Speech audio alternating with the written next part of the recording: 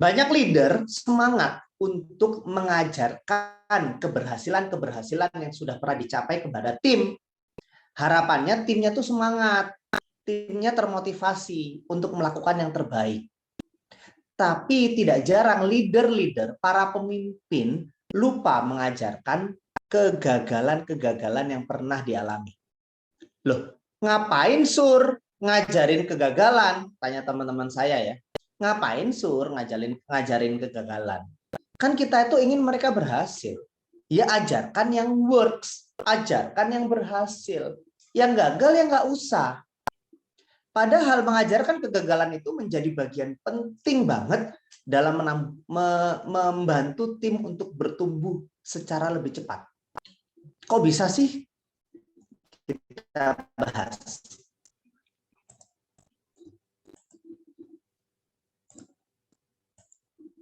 Jadi kita sebagai leader, sebagai pemimpin, pastinya sering terlibat dalam aktivitas membagikan pengalaman.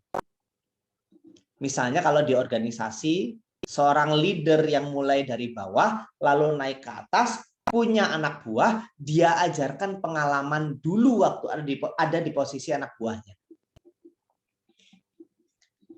Mengajarkan pengalaman ini, kalau kita bicara pengalaman, kita pasti punya pengalaman berhasil. Ya nggak?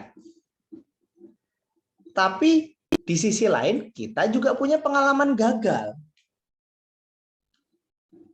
Dua-duanya itu manfaat buat tim kita. Kenapa manfaat? Pertama, pengalaman berhasil itu berguna untuk tahu mana yang mesti diikuti. Oh, dulu bos saya, leader saya berhasil melakukan A, B, C. Diikuti nih. Lantas pengalaman gagal gimana?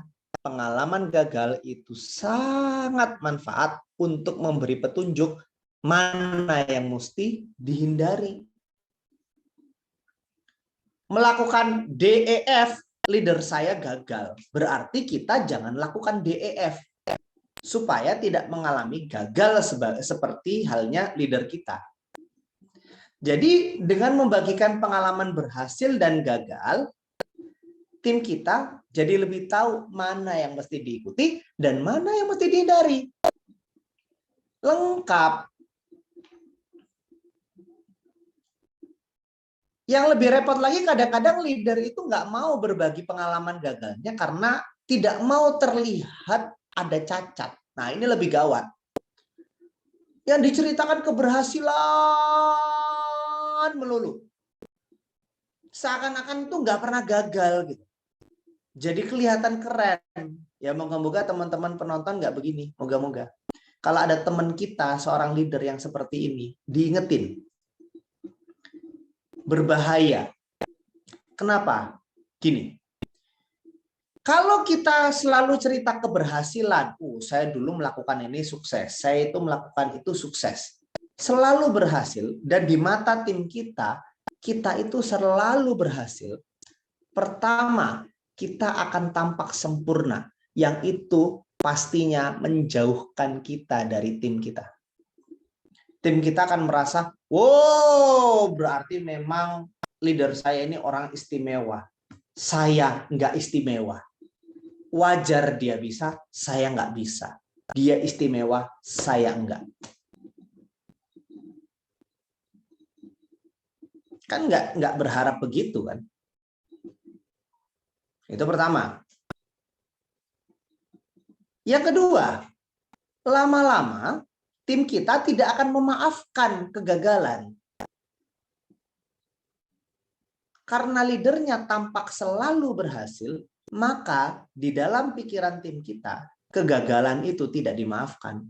Itulah yang membuat tim kita cepat putus asa dalam menghadapi kegagalan. Kalau dalam teorinya Carol Dweck tentang mindset, maka selalu menceritakan keberhasilan demi keberhasilan saja, only, justru akan mendorong tim kita untuk terjebak dalam fixed mindset. Mindset tetap. Seperti apa fixed mindset itu? Kira-kira fixed mindset adalah sebuah mindset yang mengatakan bahwa manusia itu tidak berubah. Jadi kalau manusia bagus, ya karena dari sononya bagus. Dan itu yang bisa menjebak tim kita. Oh iya, leader saya bagus memang. Malaikat. Malaikat setengah dewa. Saya ini, aku mah apa tuh kalau kata orang Sunda. Aku ini apa ya? Nggak tahu kalau istilah di Jawa ya apa. Aku ini opo sih? Cuman manusia biasa. Akhirnya tim kita mengagumi kita sebagai leader, tapi tidak turut bertumbuh seperti bertumbuhnya kita. Itu kalau hanya mengajarkan keberhasilan terus. Ya. Ini nih, fokusnya di sini nih. Lah, kalau kita mengajarkan kegagalan, maka akan ada banyak keuntungan yang kita dapatkan.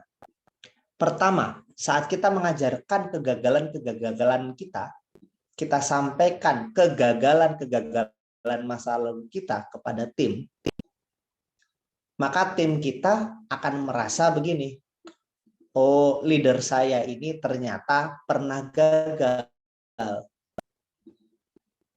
Berarti saya kalau sekarang gagal itu bukan akhir. Leader saya saja pernah gagal. Berarti saya gagal juga masih punya kesempatan. Sehingga lebih mudah bagi tim kita untuk memandang kegagalan sebagai kesempatan untuk belajar. Di sisi lain, kita sebagai leader jadi dekat, tidak dianggap malaikat setengah dewa. Cuman manusia biasa, ya kan? Lebih dekat rasanya dengan tim kita sebagai sama-sama manusia yang tidak sempurna. Sehingga tim kita akan lebih semangat mengikuti kita. Gitu. Dan di samping itu, mereka akan memandang kegagalan itu ya hanya sebuah proses saja, di mana saya bisa berubah dengan itu.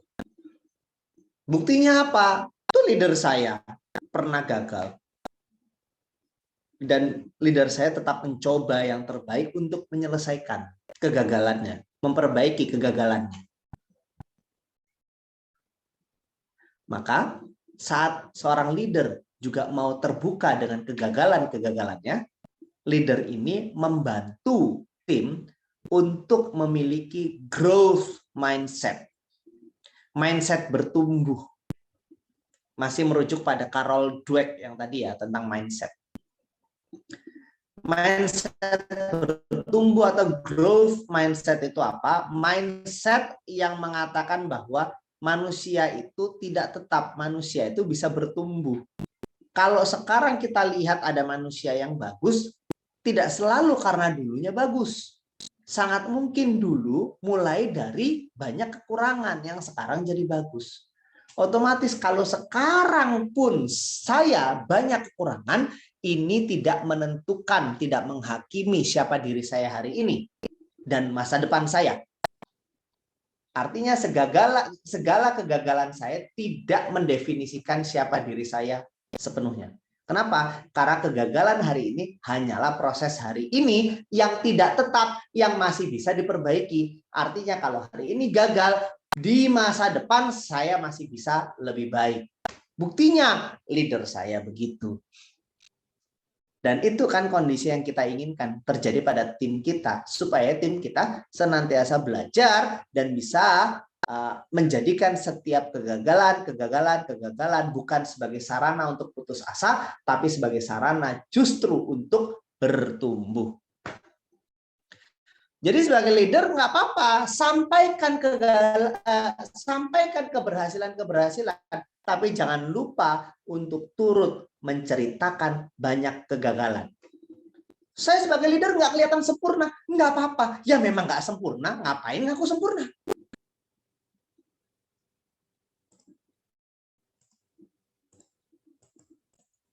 Maka untuk terus bertumbuh, tim kita itu sebenarnya nggak butuh orang yang sempurna untuk memimpin mereka. Nggak perlu. Dan dalam hati kecil juga setiap orang pasti sadar tidak ada manusia yang sempurna. Yang lebih mereka butuhkan adalah pemimpin-pemimpin yang penuh kekurangan, namun terbukti mau serta mampu berproses mengatasi kekurangan itu. Itulah yang jadi contoh bagi tim kita. Panutan bagi tim kita. Di samping panutan-panutan keberhasilannya. Sehingga tim kita lebih siap gagal. Karena mending tim kita siap gagal daripada siap berhasil. Iya kan? Kok gitu? Iya. Kalau tim kita siap gagal, kalau berhasil, alhamdulillah. Kalau gagal, sudah siap. Tapi kalau tim kita siapnya siap berhasil, kalau berhasil, ya sudah siap. Kalau gagal, nggak siap. Jadi mending tim kita siap gagal daripada siap berhasil. Caranya adalah tunjukkan bahwa kita sebagai leader juga pernah, bahkan sering gagal. Dan tunjukkan bahwa kita mau mengatasinya. Selamat menceritakan dan mengajarkan kegagalan. Teman-teman, jika video ini dirasa manfaat, silakan subscribe videonya, klik tombol subscribe supaya dapat update-update terbaru dari video kuliah Surya. Jangan lupa follow juga IG saya @suryakrisnanda. Saya Surya Krisnanda. Wassalamualaikum warahmatullahi wabarakatuh.